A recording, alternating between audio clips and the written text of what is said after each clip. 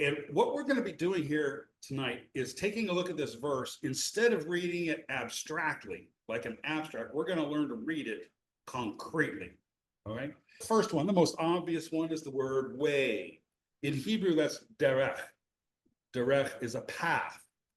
Let's take a look at the next one. The next one that we want to look at is command. Now, our English translation of the Hebrew mitzvah, mitzvah is the Hebrew word there. Command is an abstract. You can't draw a picture of command.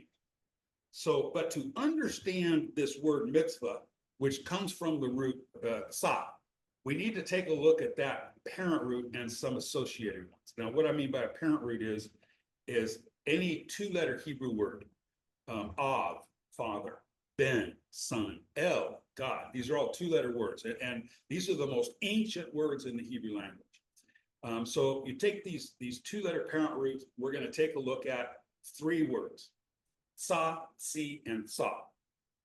Those are spelled sadi aleph, that's sa. Then si, that's sadi yod, and then sa, sadi vav. So let's start with sa, that's spelled sadi aleph, and that word means to migrate. It's the root of the verb that's used in Exodus 20 verse 1, where he says, I brought you out of Egypt. Okay, that word brought out is actually the verb sa, which means to migrate. And that word is used in Exodus 20, where he says, I brought you out of Egypt. And what he brought them out, he migrated them out of Egypt. Si is the second one. That's sadiyod, or in English, TSI. This word is a landmark. We don't use landmarks anymore. We use maps. We just get out our map and we look at, we don't use landmarks. But prior to that, in ancient days, or even 100 years ago, we use landmarks when we're traveling. You might be familiar with the word Sion is a landmark, Sion. You might be more familiar with it as Zion. That word Zion in Hebrew is Sion. Zion is like the ultimate landmark. It's the direction, the goal that we're heading towards is Zion, or in Hebrew, Sion. So we've done Sa, that's migrating. Si, that's a landmark. The migrators, the nomads, use the landmarks to guide them on their journey.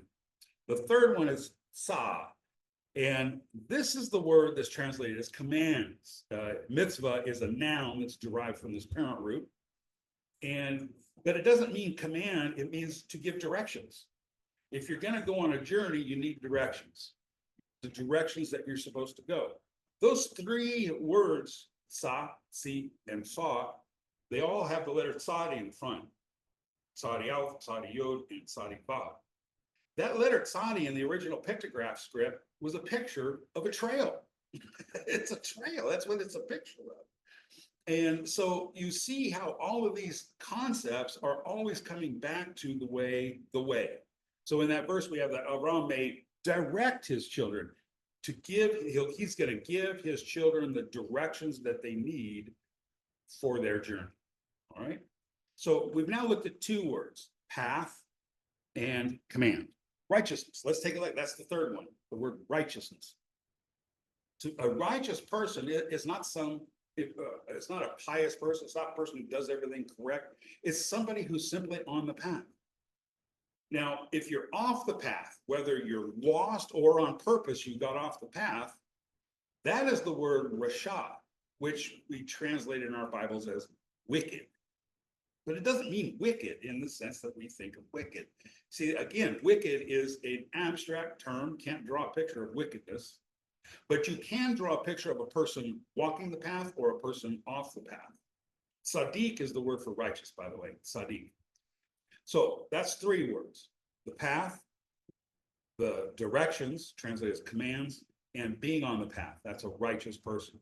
The fourth one is the word keep. This is the verb shamar. What shamar is, let me paint a picture for you, because that's what Hebrew language is. It's all about pictures.